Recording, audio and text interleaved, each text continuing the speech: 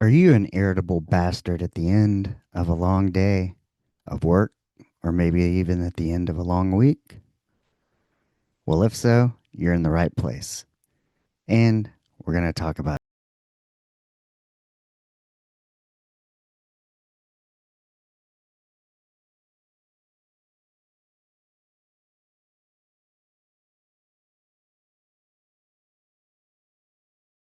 All right. Welcome to another episode of Unfiltered Friday here at the Men of the House podcast, where we're pulling no punches and telling the truth. Isn't that what everybody's after these days? People just want the truth. But even when you tell it to them, they can't take it. It hurts. It's very hurtful. But for all the viewers out there, if you're watching this on YouTube, thank you for one. And two, check out the glow up. We're going all orange today. I'm a big fan of orange. If you couldn't tell, we got the little orange fireplace. We got the orange track lighting. I got the little candle in the background. Even though it's red and cinnamon, it kind of blends into the orange. And of course, we got the Men of the House podcast poster board over here from my oldest daughter. Thank you, Ash, for Christmas. And so, yeah, a little bit of everything. A dad card from the youngest daughter. Alexis, where are you in here? I don't see anything from Alexis on the podcast set yet. So, we'll be waiting for you to send me something. No, nope, my birthday's not coming up. I feel like I have the seasons confused. I just gave my wife a 2025 planner that I found, and yeah, for some reason I thought we were still in June. I don't know. Yeah, life has been a little bit like that for me. Um, but again, welcome to Unfiltered Friday, and start off with a shout out to a happy heavenly birthday for Mr. Buck Winfred Leon Buckingham, 9/11/1927, which is yesterday if you're listening, but today if you're me in the flesh. So, yeah, recording this much later than I normally do for an Unfiltered Friday. Sometimes those are on Tuesdays or Wednesdays, and I thought I almost had the material by Tuesday, but the longer the week, the more challenges, and yeah, it kind of worked out perfect. That I get the end of the evening, you know, essentially 3.5 hours before this is going to roll out to do the damn thing. That means to record it, uh, edit it, which I don't do much of. Um, Maybe I'll clip it tomorrow, but I at least want it to go out at midnight. Um, for me, for my consistency, because even the wifey was like, "Well, why don't you just do it tomorrow?" And I said, "Well, because, hey, babe, there's listeners relying on me. This thing goes out at midnight. They're counting on me, this guy, to get it out. Now, I've done a few where I've missed the midnight mark. Not proud of, and some of you may not have even noticed, but I noticed. And that's what matters, because it's me versus me, as it should be you versus you. I set my own standards, and that's why I'm here. And hopefully that's why you're here. Is you have some standards. And even if you're not consciously here for that, maybe subconsciously you're here because you know I have standards. I hold myself accountable. Um, I have a private accountability group on Facebook and WhatsApp. You can find the contacts in the link tree for that or reach out. If accountability is something you struggle with and would like more of it and to have it a part of your daily life, then hey, um, Facebook and WhatsApp. I am more active in the WhatsApp 100%, but working to get the Facebook, it's kind of like I didn't know where it's all coming together. How about that? I'll just leave it at that. Let me have a little drink here. Some Canada Dry. Zero, one of my favorites. Got the Woody's koozie here, Centerville, Texas. You never been there? It's kind of like a local institution. Think Bucky's, but think local. And it's one of these interesting things where same exit, both sides of the highway, two Woodies, um, slightly the same, slightly different. Very much indicative of the Dan and Fran's, if you're familiar with that from Austin, Texas. I think they were a couple, had a hamburger joint, and then they split. They look the same. I think, I'm sure somebody will correct me. We're going all Austin today with the Dans and Friends. Got the Audic Empire t-shirt, rocking that. So, yes, sir. Anywho, and the Woody's koozie. But what are we here to talk about today? I said something about being an irritable bastard at the end of a long day. Um, yeah, that would be me. A little bit.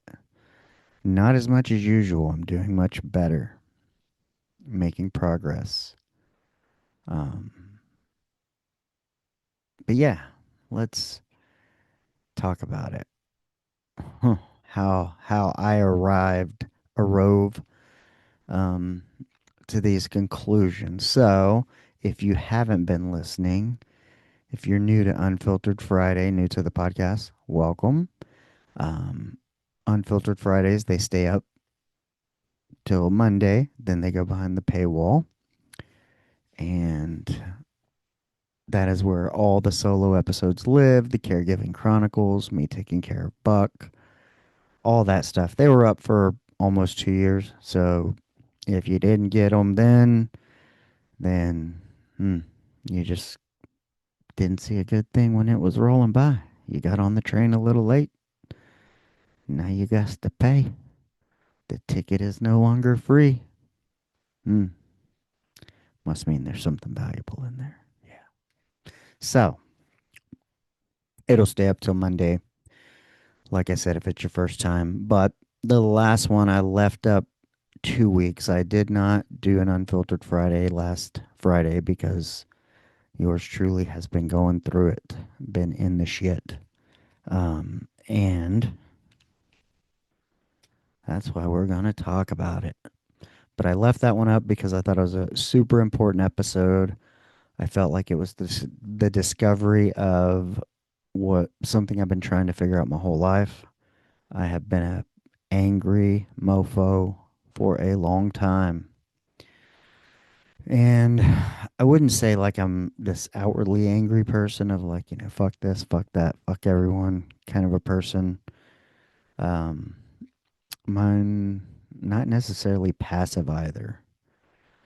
Um, I, you know, so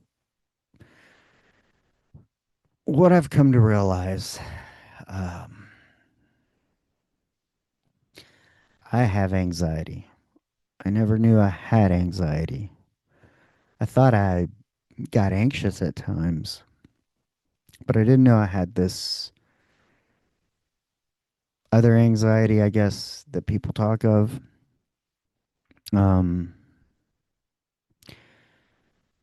that you don't get to kind of control when it comes on. I don't know if it's a managed thing. I haven't quite figured it out yet. It's only been a couple of weeks, so bear with me here. I had a little panic attack on August 28th, and I thought it was great because that was data. And I had a doctor's appointment the next day, and that was some data I could then use to say, what are we talking about? What's the context? What is causing this emotional state? And because, forever we were flirting with this diagnosis of depression, and I was like, I don't know. The last go round, I was just so deflated and defeated because I had lost my temper And I quit drinking over 2 years ago, and I couldn't blame it on the drink. And so I had to dig deeper um, with therapy, asking myself the right questions, anything I could, watching podcasts, learning about myself. And I figured out, oh, you have anxiety. You know, the panic attack helped a little bit, I guess, in determining it. But it started to connect a lot of dots and things started to come together. And, you know, I'm I'm putting this out there because this could apply to you and you may not even have a clue that it's going on. Um, but anxiety essentially, I would get anxious. The anxiety would kind of lead to frustration, and then the frustration kind of lead to anger. Um, and I would be the kind of person who would let a lot of frustrations build up and then kind of have like an anger outburst, if you will. And, you know, a lot of my anger always involved breaking shit. I'm at least responsible for three windshields. Um, it's just dumb. You cost yourself money. So stupid. But, we'll peel the onion back another layer and go a little deeper. Um, for me, I identified a trauma that I had 42 years ago where I was the passenger on a bus that ran over the little girl who sat in front of me in class, Dana Hobbs. She might have been sitting next to me on the bus. I don't know. I blacked out a lot of shit. Um, but yeah, the parking brake failed. And then we were stuck on the bus after it happened. I don't think I don't know what the adults did, said. I don't remember anything. It was just like the world closed off, closed in, and you're stuck at seven, facing mortality, going, and a subject you know nothing about. You shouldn't. You're fucking seven. Okay. So, um, I identified this and I realized, oh, well, yeah, no wonder you didn't trust adults, thought adults were always full of shit. They never checked up on me. Nobody ever asked anything. Nobody ever put two and two together that uh, some point after that, I got in trouble. Um, it's the dumbest fucking story, and I'm going to tell it just because I need I need for people to understand how ridiculous the 80s were, what adults knew about fucking mental health and children and whatever. They did, they were doing the best they could with what they had. I'm not blaming anyone. Um, I'm 49 now. It's my fucking responsibility. Um, if they were going to have any ownership or responsibility in it, that shit should have happened 40 something years ago. And it didn't, which is why I'm fucking angry. And if you're watching, you can see the animation. You can see maybe my foot shaking because I'm getting a little amped up here, passionate about this subject, about the anger. Um, so I have no fucking clue what anyone was thinking, saying, doing, what their fucking protocol was, what they were supposed to do, what they were supposed to say. But none of it got said. None of it got done. Nobody put together, like, oh, shortly after that, you got in a fight. Okay. Just 7-year-old boys being boys. And got licks. And then the story I got in trouble for. Yeah, let me tell you this one. So we used to piss into a trough, you know. Men and boys will know what I'm talking about. Women, pretty much a men's room, concerts, certain things. It's just like a horse trough that you would feed or drink out of, and people just line up and stand over it and pee. Well, apparently, I don't know if somebody like threw a piece of gum in there. You weren't allowed to chew gum. And maybe I was trying to like pee it off, you know, holding the old wang wang. And I was going, psst, you know, probably aiming it, some sound effects. And somebody fucking told on me. And I have no fucking clue what's offensive about that, but they're probably like in Congress or something now. Whoever that was that told on me, yeah, they were fucking tattletale at 7, kissing up to the teacher, fucking kissing ass. I hope you're listening, whoever you are, and I fucking hope you comment that it was you worrying about some dumb ass shit. And yeah, and so I got in trouble for that. And the reason I bring this up is, um, you know, I'm a 7-year-old little boy who was in a bus that ran over the person that sat in front of him in class. And she's no longer there. Her desk is empty. And the battle you want to fucking fight is me aiming the old wang wang, maybe trying to get a piece of gum off the urinal trough or whatever. It's like, really? That's what you think is important? And so you can see why I've always thought, whether it was adults, people in authority, or just full of shit. It's like they have their agenda, their shit they want to push to you. If it falls outside of any of those parameters, then you're automatically a fucking problem and you're in trouble. But it's always the mismatch of, you know, we're going to say one thing, do another, or things that actually need to be fucking talked about or discussed are not. And we're going to enforce and make important bullshit like how the fuck a 7-year-old is supposed to piss in a trough and what the etiquette and rules are with sound and noise, I guess, you know? And as I've navigated my way through life, um, I've worked for many corporations that have equally as dumb fucking rules or concentrate on the wrong things. That's all I'm saying. Um, it's not all corporations, I'm sure. So fucking get your panties out of a bunch if you're over there fucking over here wanting to point fingers at me about corporations are good and blah, blah, blah, blah, blah. Go fuck yourself if that's you. Because I'm not having any of it. I just don't give a fuck anymore. Okay? So yeah, I fucking had every right to be angry. I was a 7-year-old little boy who faced a question of mortality that no adult fucking paid attention to.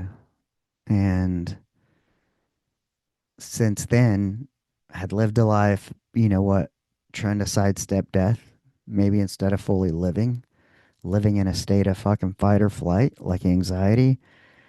Like, hey kid, you're on your own. Fucking world's a dangerous place. Good luck. It's kind of what it felt like.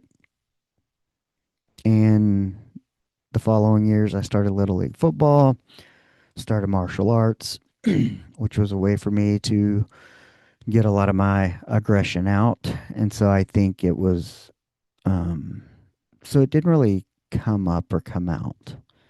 And I was a high achiever, graduated high school a year early, you know, Navy nuclear program, full scholarship,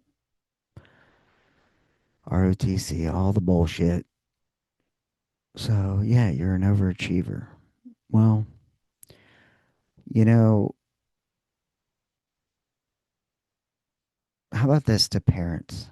I don't care if your kids fucking, if everything looks fine from the outside, that's when you need to fucking ask the question, are you okay? Is there anything you want to fucking talk about?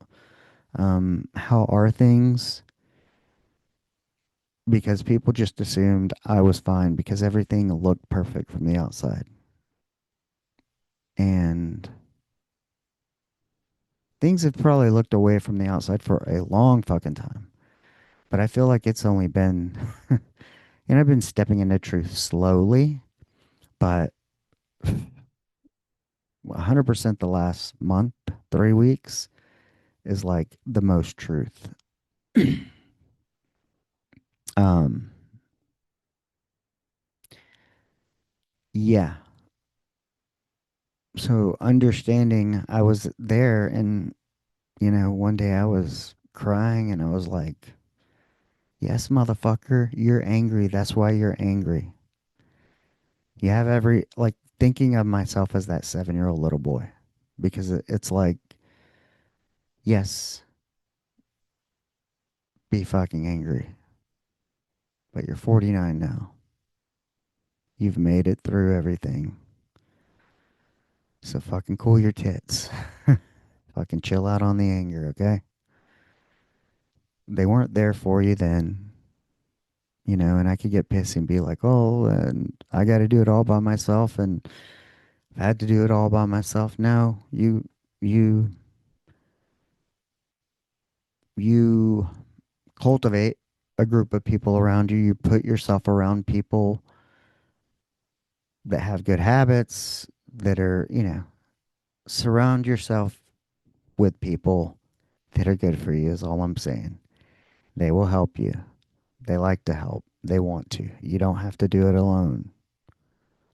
Because there's a piece of me that has that pissed off irritation of like, nobody was there then. And when you're in this state, you're like, and fucking nobody's here now and I don't need anybody. You do. You do. There's no fucking self made men.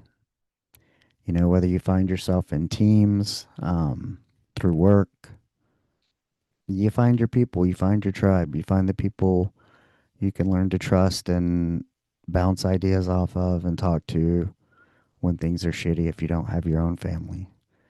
Um, I grew up in a Mexican household and they don't talk about shit to begin with. And so they sure as fuck weren't going to ask if I was okay, especially when you're high achieving and, you're the first one to go to college and all that kind of bullshit. I don't want to take away from that because it is meaningful. But all I'm saying is we get some things wrong. And for the longest, my pull back and forth between like myself and my parents and all this and authority is they keep saying all this other stuff's important, but when you're 7 and you see the girl in front of you that's no longer there who had hopes and dreams and now she gets to accomplish none of them, okay? And then you have everybody trying to tell you like, you need to set your sights as if you're going to live to be 89 years old and fulfill every contribution you want to make to the world. And so for me, there was always that pull of like, where do you draw the line on how much you're willing to invest and go into something, knowing that any day. And then when you work like in a trauma center and all that, and you're like, oh, and you see bad things happen all the time, you're part of people's worst days a lot. And yeah, it's a lot to handle. But, you know,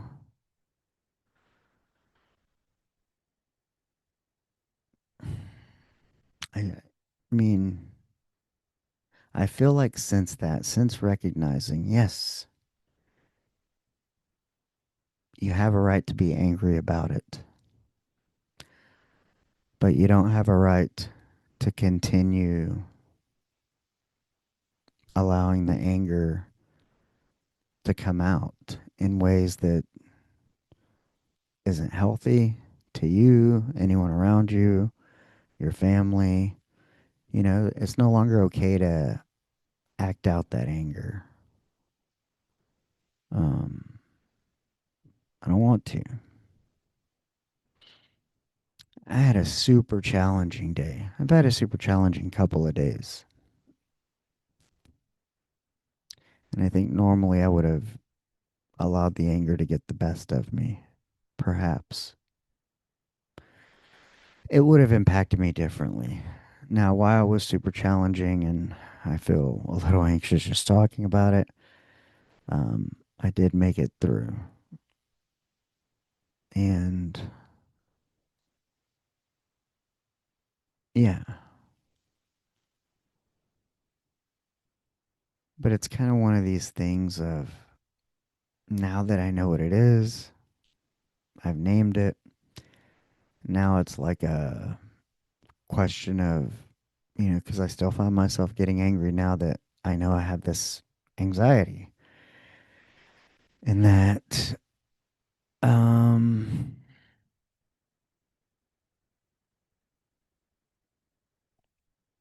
is it going to be like this forever? Do I develop tools and manage it, work with it? What?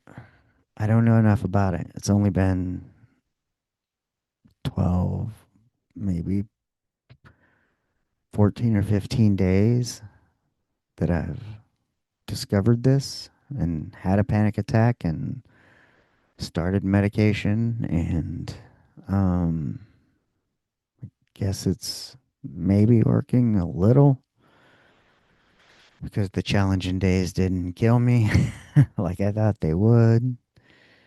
But yeah, the hardest part for me has been um I don't know when it's going to come. When the anxiety is going to come, how it's going to come, what form, how long it's going to last. And yeah. And so I don't know. It's just been 2 weeks of learning and a lot of emotions and going through this story, whether it be with therapists, BCPs, talking about it, um, trying to heal from it. Um, there's that book, The Body Keeps the Score. I can tell you, the body fucking kept the score for me, 100%. If you guys don't know, whoop, I wear a whoop, whoop. If you're listening, sponsorship, por favor, some codes. I'll take some free gear, new strap, anything. Even if you just give me a year membership for free, I would love to be a part of that. I believe in it. So, one of the reasons I got a whoop, I'm a horrible sleeper, always have been. And I've just now started to have this thoughts of I wonder what I slept like before the accident versus after the accident. And part of all this is kind of um all tied into one. Like, I got a whoop because I'm a bad sleeper. Well, I'm 49 years old and all these things, you got hormones, so I'm working at it from a hormonal level with TRT, because mine was detrimentally low. I'm talking fucking, I probably had the testosterone of a cricket, if they even have any. Yeah, it was bad. But, attacking this from all different angles, whoop. This is a data point or data collector for trying to see why I don't sleep so well. What's what's impacting it and journaling with it. And so I could log about anxiety, XYZ, medications, melatonin, edibles, what's affected me. And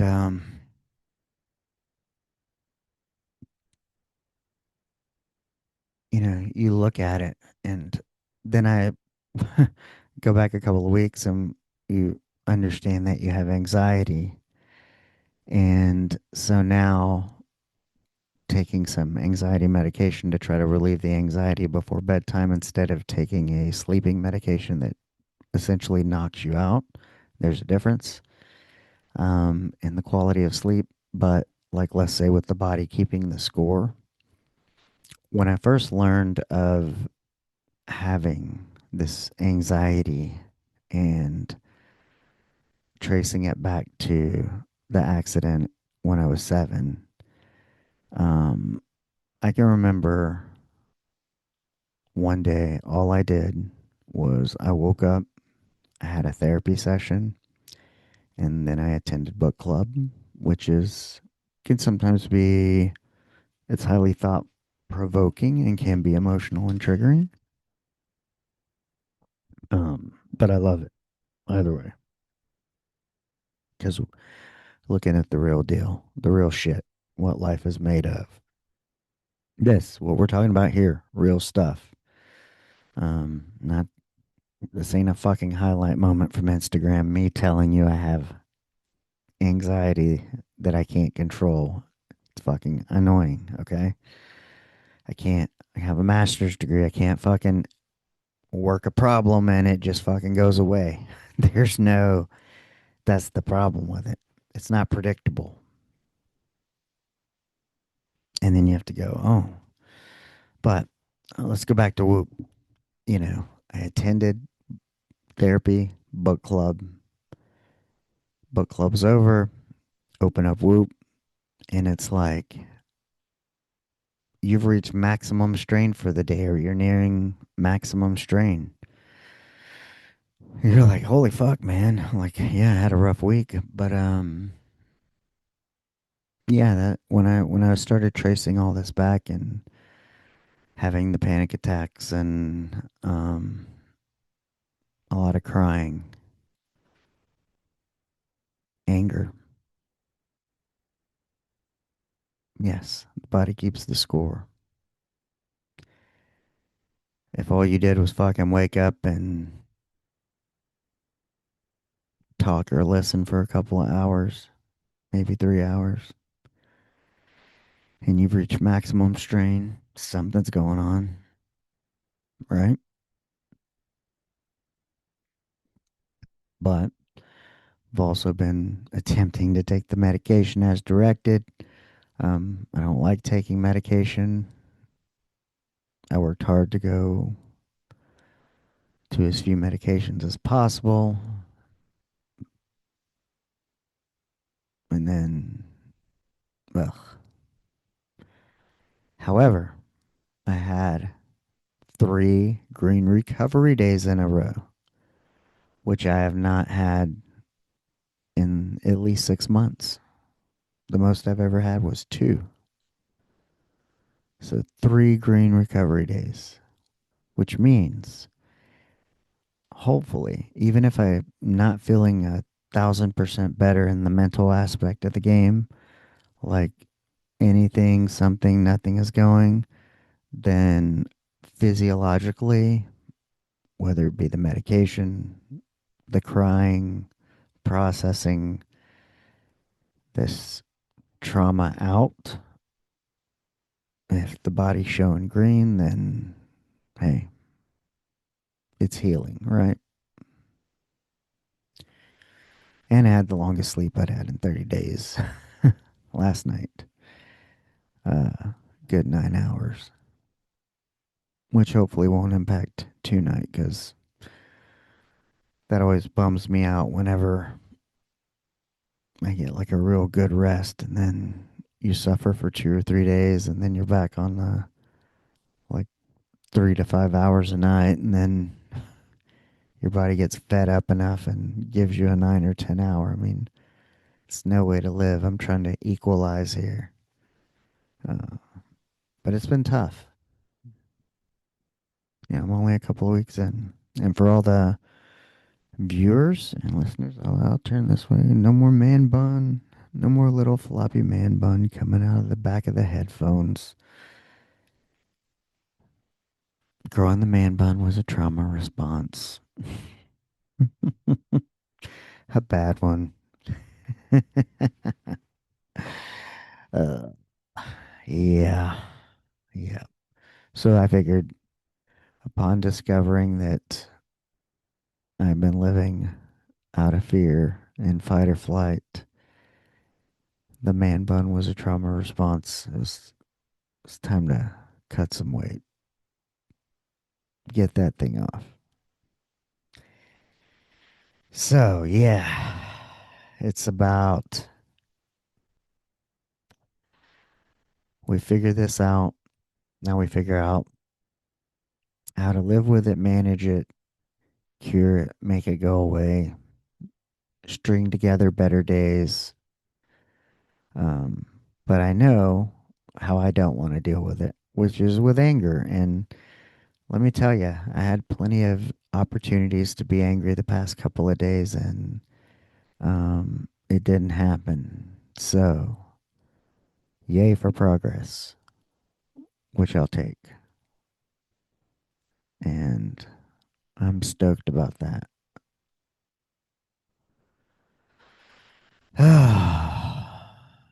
Because, I mean, it was, yeah, it's still rough some days.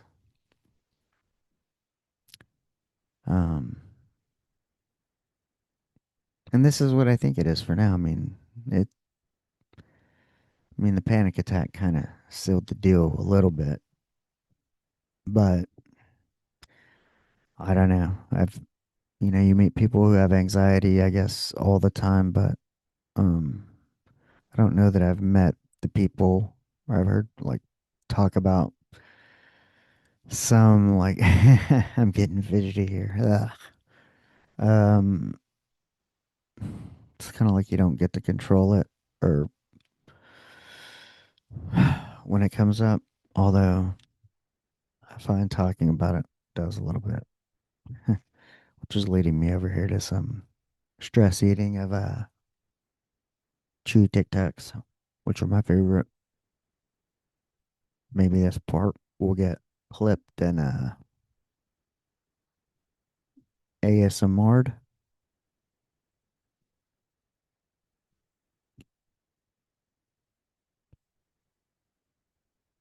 I would take a sponsorship from Chewy Tic Tacs. Mm.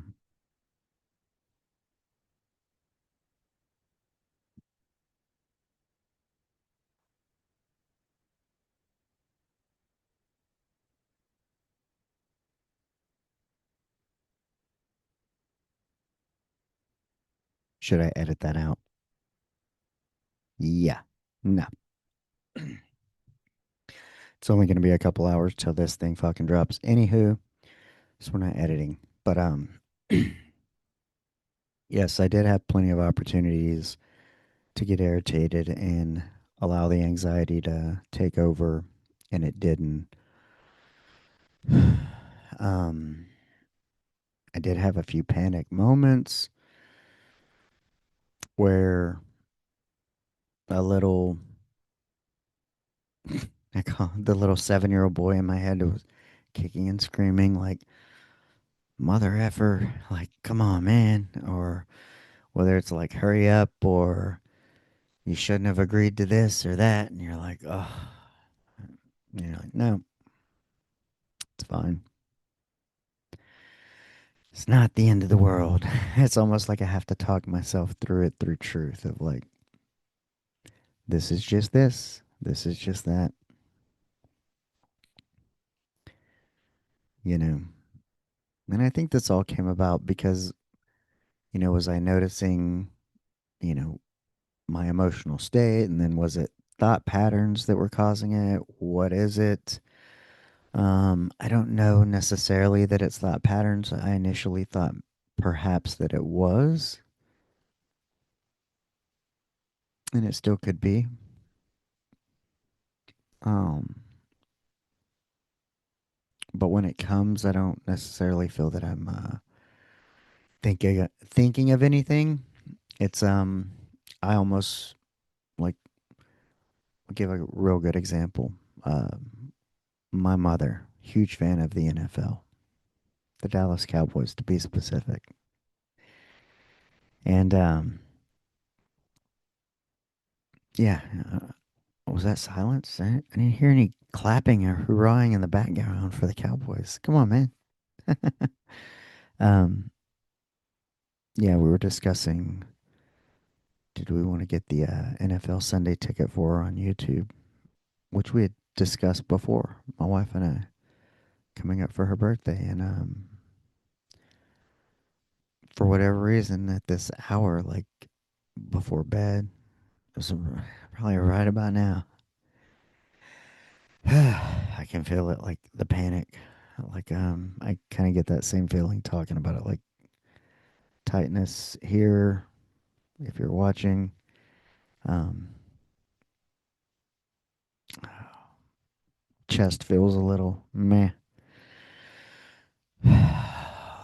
Breaths get shorter, and you're like, man, talking about whether or not you want to subscribe to the NFL Sunday ticket for your mother's birthday should not be causing this kind of a physiological reaction.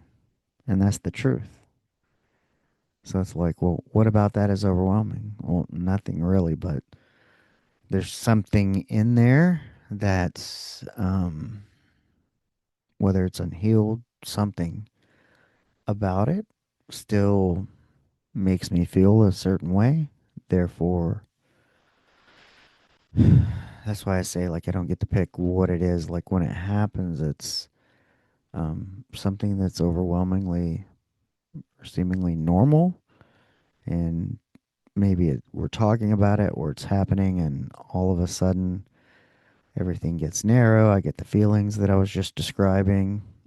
And then I'm like, okay, sometimes I have to logically talk myself through it. Like, hey, we're just talking about something that's pretty self explanatory. You've already thought about it. Your wife's just confirming with you. It's not a huge deal, right? Right. So, yeah. I don't know what that is. Maybe somebody listening can answer. There's like your shadow self, or, I think maybe it's that 7-year old little boy who's scared that nobody explained to him about mortality, and it's late at night and nearing bedtime, and maybe that's it. Which is why I was referring to, I wonder how I slept before the accident versus after, because I've always thought I had shitty sleep. Um, I asked my dad, he's like, you slept fine. I'm like, I don't know. You have a poor memory. So, yeah, we're not going with that. I know if I had fucking trouble sleeping, I've had trouble sleeping my whole life, I feel like. But I wonder if it started then. I wonder if that had something to do with it. And I get a lot of this insecurity, like the 7-year old little boy's coming out at 9 p.m. The one that wants it to be okay. Hey, it's bedtime, and the day went okay, and tomorrow's going to be okay. Because nobody ever told me. Nobody ever asked me, was I okay? So, yeah, man. And so, whether it be the fear of the death, all that, and then was there any like motivation of, will somebody be remembered or not? And the fact that I'm 42 years later here, you know, speaking of Dana Hobbs, she's not forgotten, won't be. I've now memorialized her in the podcast, and I went and visited her grave on August 31st, what would have been her birthday. I mean, yeah, that was her heavenly birthday. So took her some flowers. That was the first time I'd ever been there. I was actually thinking about that. Was, and I've told this to a few people, but whenever Buck was deciding it, when it was near the end, we went to the hospital, and right before I think he went on hospice, and he um They told him you need a pacemaker, and he said, no, I don't want it. And they're like, well, you know you're going to die. And he's like, yeah, I'm okay with that. And then I like looked at him and he looked at me and I broke down, started crying. And he's like, it's okay. It's going to be okay.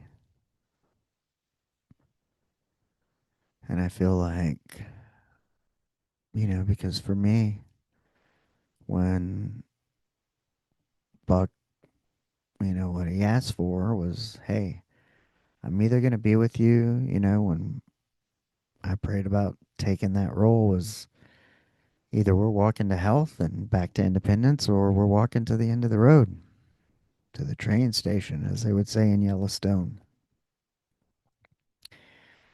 But, for me, it was like, I don't get to make the decision where we're going, but I'll be beside you. And that's where I was. And, to look at him and say, hey, I know where we're going and it's okay. It's going to be okay. And, he held me, he prayed for me, and it wasn't long after that he passed. But, you know, through not dropping Unfiltered Friday last week and cutting man buns and processing all this, I was like closing the loop of that's almost what I needed to hear then, you know, that it's okay. Like you don't need to be scared. Buck wasn't scared because of his faith, and I didn't have any fear for him either because what my sense of comfort for him was that he knew his faith, he knew where he was going, but I was sad because I could see that he no longer wanted to do this, that he was tired. I think that's what was sad to me, was he was ready,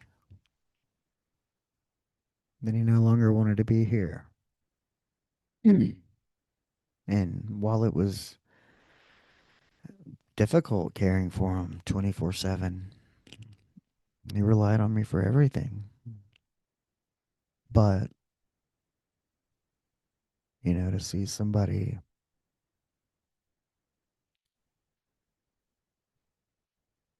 I don't know. Of course, I selfishly wanted him to stay longer, to want to live. But his daughter wasn't really coming, and his kids were doing their thing, and his wife had passed, and the closest thing he had to anything was me, my wife, and my daughter living there with him. So, hmm, I understood. It still hurt.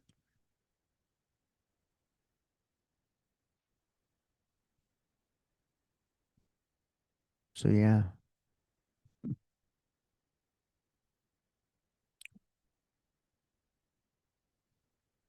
Dana, August 31st, and Buck, September 11th.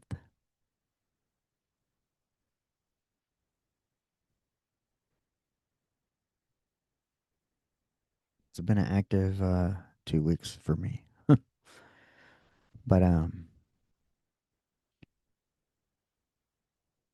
figuring out a lot. It's like those two.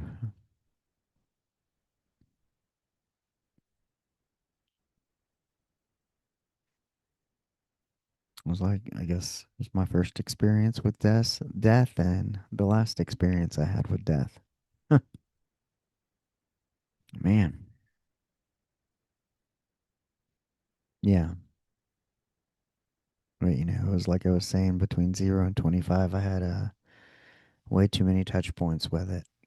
But that first one and then kind of the last one of the significance of the meaning and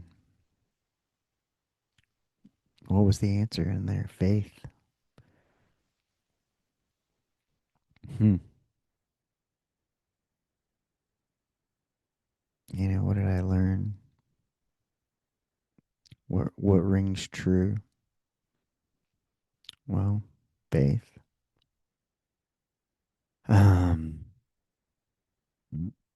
I would skip the whole achievement thing like my parents did with me. I don't focus on that with our youngest daughter. If you want to do it, you do it because you want to do it. And I'm not going to push you to do something. If you want to do it, I'll support you. Um, but you need to make some of your own decisions. You need to fail some of your own. Um, some lessons you got to learn the hard way. But I'll be here, just like I was with Buck. It's what I can agree to. I can agree to love, and, you know, God makes the path, not me, but I'll walk it with you. I'll everybody in my life. But hey, that's what the accountability group is for. And, as I've discovered this, I've been wanting to be more of help and more of service. And I've got some coaching um, certifications, but I felt like I couldn't help anyone until I figured out what this was with me. So figuring this out, I now feel like I'm at a place where, because I've been able to connect the dots and see how that's driven everything I did, everything I've done, and the dots just keep connecting. But I feel I'm in a place to start doing some of the things that I want to do in coaching and helping others, offering accountability. Um, and then kind of what I want to do with um, kind of probably the men of the house accountability group will be reserved strictly for men, and I will probably have some sort of free meetings maybe once a month, and then something that's more paid and more personal, be it through coaching and or groups um, that have a different frequency and tempo. Because what I've learned, if you've listened to this podcast and you've listened to the episode, I know it's kind of been a few different places mentally, but I'm trying to connect all the dots and put it all together for you. Is that yes, if this has affected everything I've done, even in the past 2 weeks, how it's impacted my marriage. I mean, we've had some hard fucking moments, but I realized how much I needed my wife. We've been together 19 years. Ask God, tell me why. You know, I'm in such a place that I just, show me why you brought her to me. Well, he created enough pain to go that showed me how much I needed her. There's no self made men, be it other men, be it your spouse. You got to have people in your corner. And that's what I want to build with the accountability group is I will be in your corner. I'm grateful to have a spouse who I need and who I can talk to about anything. But there were some moments in there where I I'm thankful to have other men I can talk to. Sometimes you just need another dude to bounce ideas off of when you're feeling it. Some things your wives won't understand, and somebody that kind of just relieves and gives you enough peace of mind and relieves the pressure just enough to get you through till you and your significant other can be on the same page. Because there's always some lag time between a difficult conversation and the feelings. It's hard. And as men, we don't want to speak up. It's kind of ingrained in us almost not to, even though we keep, fucking people keep telling you, speak up, speak up. I'm sorry for this. Charlie Kirk, rest in peace. Speaking up.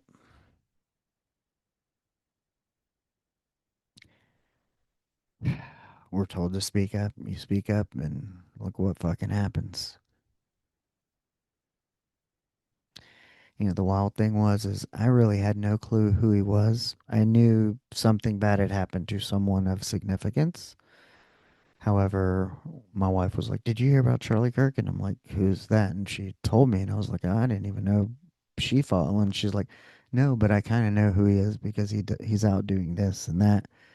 You know, whether it's the message or something that she had a different concept than I did, and I was like, "Oh wow."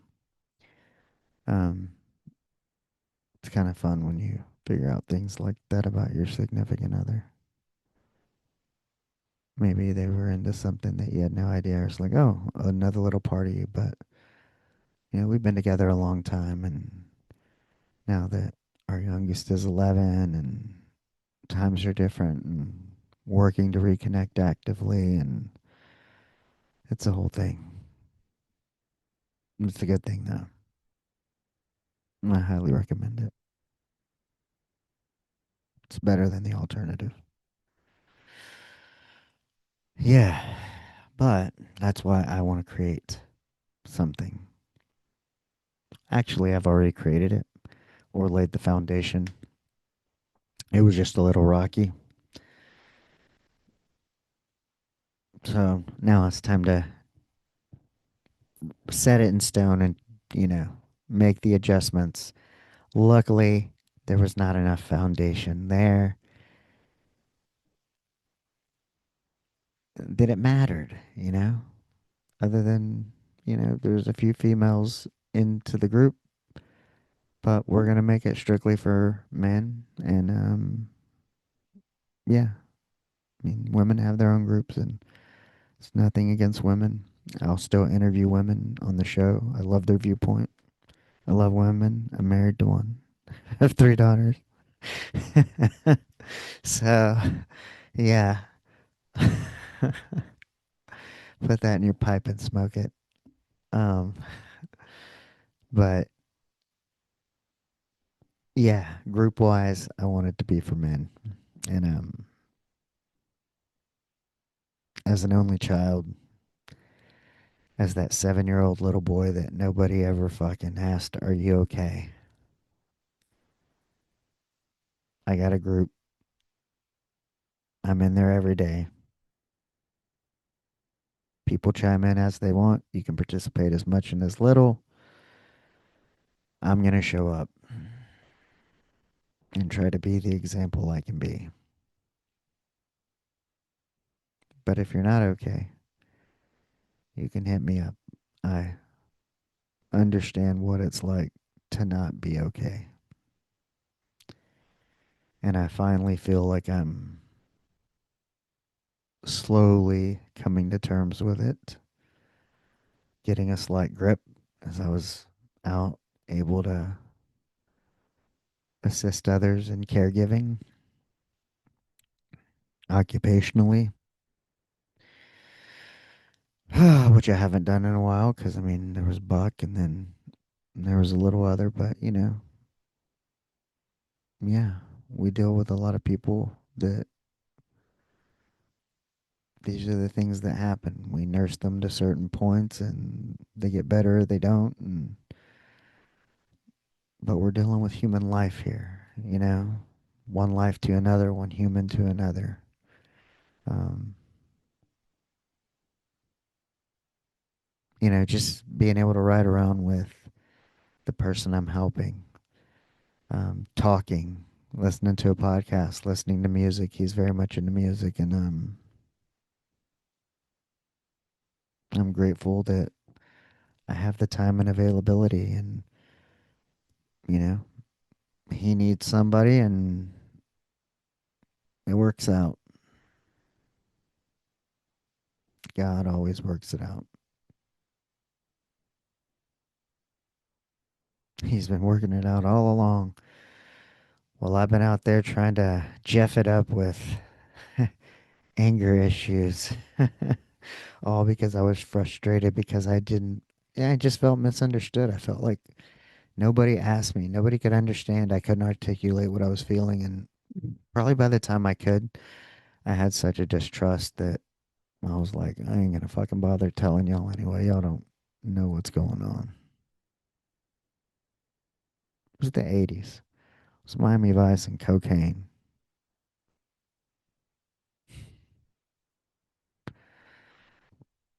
Yeah. Need I say more? The Gen Xers. Like you look back and you're like, fuck. And it like, so it was like Reagan and Big Bush and then went into fucking Clinton and then Baby Bush. Like, oh, all the things that are happening around that. And you're like, yeah, what did the world know about at that time? We're seeing the results of that um, playing out in real time. So now it's time to be part of the solution and get the pendulum swinging back the other way. I feel like that's part of my calling, and that's through a podcast. So if we want, 5 years from now, 10 years from now, 20 years from now to be good, what we do now matters then, okay? We can't be doing Miami Vice and fucking cocaine. We got to take a different approach, uh, literally and figuratively. So they need to get the fucking fentanyl and whatever else is coming off out. Um, mm, but you can't play with it. I guess you can't be as free with it like they were in the 80s and the Miami Vice days. So, huh, huh, wow. So instead of almost like having like a little pre dopamine hit that you're going to get cocaine and that everything's going to be good, now everything is done like in a state of fear, from a state of fear that every bump could be your last because you don't really fucking know if you're even getting cocaine anymore because everything is cut with something. And so the whole world starts living in fight or flight, and you see it playing out in impulse and anger and everything else because people are living in fear. And part of it is the powers that be will not tell the truth, even when they say they're going to. Well, we're going to release this, we're going to release that, blah. Lip service. Yep. So, mm, yeah, the powers that be are listening or watch me eat Tic Tacs and talk about them doing one thing, saying one thing, doing another on 9/11. Wow, since it is 9/11 technically on Unfiltered Friday here. So, yeah. Mm, man, yeah. Quickly go to a dark place. Speaking of anger, anxiety, and frustration, don't want any of that. Like I said, part of the solution, part of positivity, men's group where you can come, get some positive support, real issues. You've been married a long time. You don't want to get a fucking divorce. It's going to take some work. Being a man is a whole fucking different thing in 2025. So, yeah, there's all kinds of people out there trying to tell you who and how and what the fuck to be. Well, you say, well, just how about some fucking honesty and integrity and yeah, do what you say you're gonna do. Call yourself out when you're a fucking asshole and just try to be better, right? Try not to be a dick. Try not to pick on the less fortunate people or whatever. You know, like I always say, go out and be the person that you want to meet. So we will end it with that. Until next week. Until Monday. Yes, everything's building, everything's getting bigger. Hop on the train now, because you guys are going to be what make it. All right?